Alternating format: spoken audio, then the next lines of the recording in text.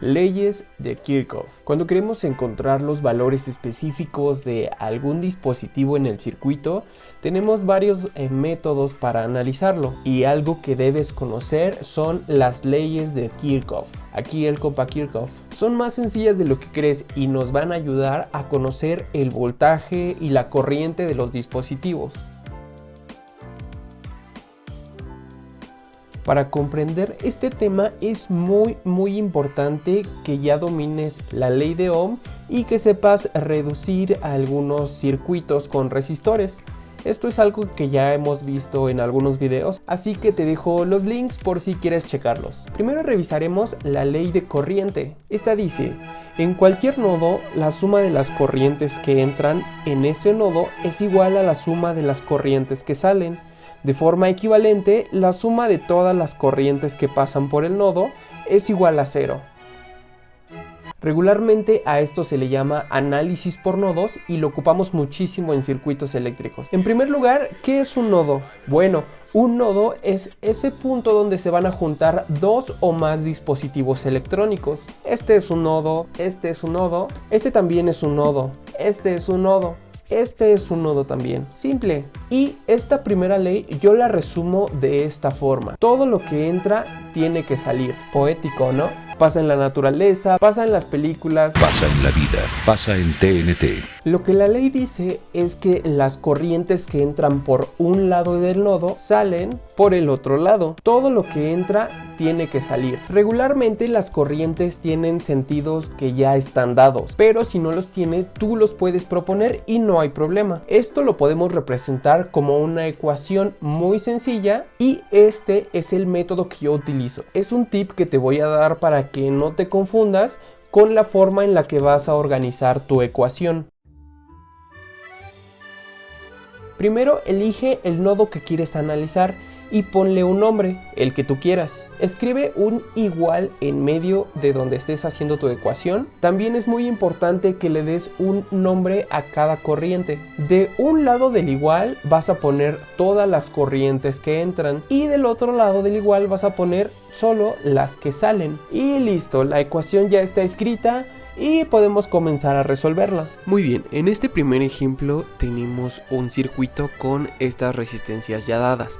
Lo primero que hacemos es determinar el nodo que vamos a analizar, que será este, y lo vamos a nombrar. En este caso se va a llamar nodo A. Hay que notar que las corrientes y los sentidos de las corrientes ya nos la están dando. Después ponemos un igual en medio de donde estemos escribiendo nuestra ecuación. Así que de un lado del igual ponemos las corrientes que entran y del otro sumamos las que salen. Después vamos a despejar aquella corriente que queremos conocer, que es la corriente I3, y sustituimos los valores para finalmente encontrar el valor de aquella corriente que estamos buscando. Nota cómo el valor de la corriente resultante en I3, que es 1.16 mA, es igual a el de la simulación, así que nuestro resultado es correcto. Te voy a dar algunos tips para que recuerdes siempre cómo se comporta la corriente. Cuando tienes muchos elementos en serie es fácil porque la corriente que tienes en un dispositivo es la misma que tienen todos los dispositivos. Como puedes ver, todas las resistencias tienen la misma corriente, es esa que se ve en verde, y todas están en serie. Por lo que cuando la corriente pasa a través de varios dispositivos que están conectados de esta forma, puedes asegurar que va a ser la misma corriente. Ahora tenemos otra configuración. También es muy importante que notes cómo la corriente se divide, y quiero que pienses en ella como un río.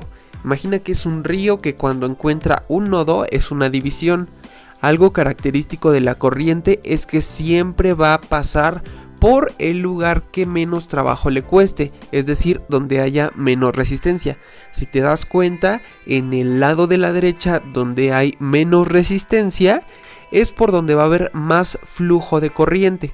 Ahora que ya sabes cómo se comporta la corriente, quiero hablarte del divisor de corriente. En algún momento quemamos una resistencia porque hicimos pasar una potencia muy alta, es decir, una corriente considerable, y la resistencia no lo soportó. Hice hincapié en que hay que considerar la potencia que van a recibir nuestros dispositivos para que esto no pase, que soporte el power que le vamos a mandar. Entonces, ¿cómo solucionaríamos este problema? Pues como dice Napoleón, divide y vencerás. Podemos dividir la corriente que pasa en nuestro resistor para que sea la misma resistencia, pero la corriente se divida y la potencia llegue de forma diferente. De esta manera no se va a quemar. El experimento que voy a hacer ahora es muy similar a el de los resistores cuando veíamos los efectos de la potencia en ellos. Ahora tengo varios resistores configurados en paralelo que me van a permitir dividir la corriente para que tenga una resistencia baja y no se quemen en el intento. La resistencia, como puedes ver, es alrededor de 61 ohms y la diferencia de potencial es de 12 volts de corriente directa. Haciendo cálculos, por la resistencia total estarían pasando alrededor de 196 miliamperes, lo que nos da una potencia de 2.3 watts. Estas resistencias, recuerda que son pequeñas y soportan a lo mucho medio watt o un cuarto de watt incluso. Por eso en el experimento pasado se nos quemó, pero en este caso quiero que veas lo que pasa. Evidentemente la temperatura está subiendo. Sube hasta los 60 grados centígrados, pero no se están quemando, dado que la corriente se está dividiendo. La potencia se está dividiendo entre cada una de las 5 resistencias que tenemos, y esa es la función del divisor de corriente: evitar que tus dispositivos se quemen y que solamente pase determinada corriente por cada uno de los elementos. En este caso, a través de cada resistencia estoy pasando aproximadamente medio watt y no los 2.3 watts en una sola resistencia. Hay modelos de teléfono de carga rápida, alrededor de 60 u 80 watts. Esa es una potencia muy alta. Y los dispositivos de los smartphones pues son muy pequeñitos y corren el riesgo de quemarse. Así que hay fabricantes que separan una batería para que en realidad tu teléfono tenga dos y cada uno reciba menos potencia. De esta forma los dispositivos pueden aguantar más, por así decirlo, y no quemarse en el intento de cargarla. Así tú sigues teniendo una carga muy rápida y tu teléfono no explota. Ahora veremos la ley de voltaje. En un circuito cerrado, la suma de todas las caídas de tensión es igual a la tensión total suministrada. De forma equivalente, la suma algebraica de las diferencias de potencial eléctrico en un circuito es igual a 0.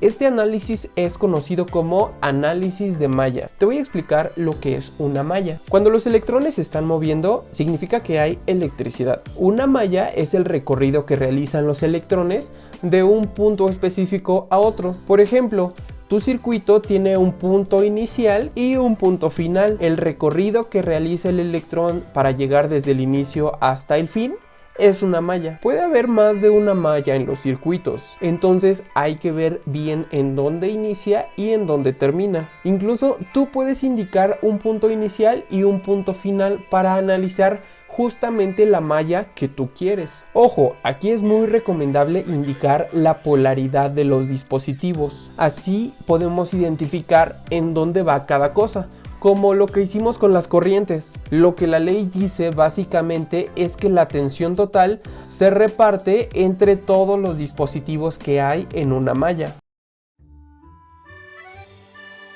Ahora vamos a realizar un análisis de malla. Aquí tenemos un circuito con 4 resistencias de 1 kilo ohm y una fuente de alimentación de 5 volts. Lo primero que vamos a hacer es asegurarnos que cada elemento de nuestra malla tenga una polaridad. Por ejemplo, si te das cuenta, la fuente tiene su positivo y su negativo. Así que en mis resistencias yo voy a poner positivo, negativo, positivo, negativo, positivo, negativo, así a cada una de ellas para indicar cómo están polarizadas. Ahora lo que voy a hacer es indicar en qué sentido voy a recorrer mi malla. Recuerda que la malla es el recorrido que van a hacer mis electrones en un circuito. Entonces yo voy a empezar por aquí. Ojo, toda esta es una malla, de principio a fin. Así que voy a hacer el análisis en ese sentido. Lo que tengo que hacer es atravesar cada uno de los elementos de mi circuito y de acuerdo a la polaridad es que yo voy a indicarlos en mi ecuación. Pongo primero un igual en medio de donde esté escribiendo mi ecuación y de un lado voy a sumar aquellos que van de menos a más y del otro lado los que van de más a menos. Por ejemplo, en principio yo me encuentro con que, de acuerdo al sentido al que estoy analizando, mi fuente va de menos a más, así que la voy a poner de este lado. Sigo con mi análisis y ahora me topo con que esta resistencia 1 va de más a menos, entonces lo voy a poner del otro lado. Después la siguiente resistencia también va de más a menos, la sumo del otro lado. La siguiente resistencia también va de más a menos y la última también va de más a menos. Yo ya terminé mi recorrido y ya tengo la ecuación de tensiones. Ahora, si te das cuenta, lo que indica esta ecuación es que la diferencia de potencial que tengo en mi fuente va a estar repartida entre todos estos dispositivos, es decir, que todas las tensiones que yo tenga juntando estos dispositivos es la que voy a tener en mi fuente de alimentación. Si yo quiero encontrar la tensión que me falta, que en este caso es B3, lo único que haría es despejo y obtengo el resultado. Ahora te voy a dar un tip muy sencillo para que puedas analizar las tensiones.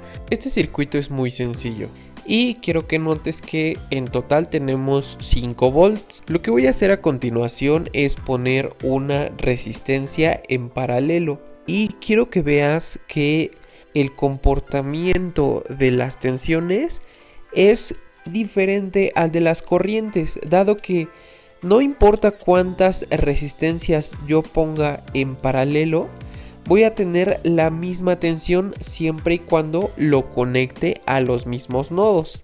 Si te das cuenta, en todas las resistencias que estoy poniendo en paralelo hay una diferencia de potencial de 5 volts cuando yo los conecto en este nodo, y en este nodo me da 5 volts en la diferencia de potencial, y es inverso a la corriente, porque recuerdas que en la corriente cuando están en serie es la misma. Bueno, en las tensiones es al revés. Cuando están en serie las tensiones se reparten, y cuando están en paralelo la tensión es la misma para los dispositivos. Esto lo vamos a ver un poco más adelante con algunos ejercicios, pero es un tip que te va a ayudar para que analices las tensiones en un circuito. Ahora imagina que requieres menos tensión porque el aparato que vas a utilizar solo ocupa la mitad de lo que tienes. Por ejemplo, quiero hablarte del divisor de tensión, que es similar al de corriente, pero con tensión. Con esto tú vas a poder ajustar el voltaje a tu gusto y solamente utilizar el que a ti te interesa, aunque la fuente de tensión sea de un voltaje mayor. Es decir, puedes utilizar la mitad, un cuarto, un tercio del voltaje que te está suministrando tu fuente. Esto se hace con un arreglo de resistencias y te voy a explicar cómo funciona. Ahora esta prueba consiste en ver qué onda con las mallas y qué onda con la ley de tensiones de Kirchhoff. Aquí tenemos una malla. Esta malla está compuesta por 2 resistencias. Y estas 2 resistencias están conectadas evidentemente en serie. Ahora lo que quiero que notes es qué es lo que va a pasar y cómo vamos a dividir la tensión. En total yo tengo mis 12 volts de corriente directa, pero nota qué pasa si mido a la mitad. Me da justamente 6 volts, que son la mitad, el 50% de mi diferencia de potencial total. Ojo, imagina que esto es como una resistencia completa y yo la estoy dividiendo en 2. Cuando tomo la lectura a la mitad, entonces estoy recibiendo la mitad de la diferencia de potencial, la mitad de voltaje. Esto es el divisor de tensión. Ahora quiero que veas este dispositivo. Es un potenciómetro y este básicamente es una resistencia variable, específicamente de 5 kilo ohms. Si yo mido en los extremos de este potenciómetro me va a dar los 5 kilo ohms, pero si yo lo mido en un extremo y en el pin de en medio, puedo ajustar la resistencia de 0 a 5 kilo ohms, y esto nos va a ayudar a comprender mejor cómo funciona el divisor de tensión. Si lo conecto de esta manera y mido la diferencia de potencial en la parte de en medio, yo puedo ajustar también la tensión que sale. Puedo elegir de los 12 volts que tengo completos si quiero la mitad, si quiero un cuarto, si quiero un tercio, es decir, si quiero 5 volts, si quiero 3 o si quiero 7. Esa es básicamente la función del divisor de tensión. Esto solamente con resistencias. Hasta aquí el video de hoy. Recuerda que esto solamente fue una parte introductoria de las leyes de Kirchhoff. Más adelante subiré algunos ejemplos un poco más complicados para que practiques y puedas seguir estudiando. Recuerda que puedes indicarme si te gustó el video, y recuerda que también puedes suscribirte y seguirme en mis redes sociales para que propongas algún tema y me digas si te quedó alguna duda. Espero que el video te haya servido mucho y recuerda, no dejes de aprender.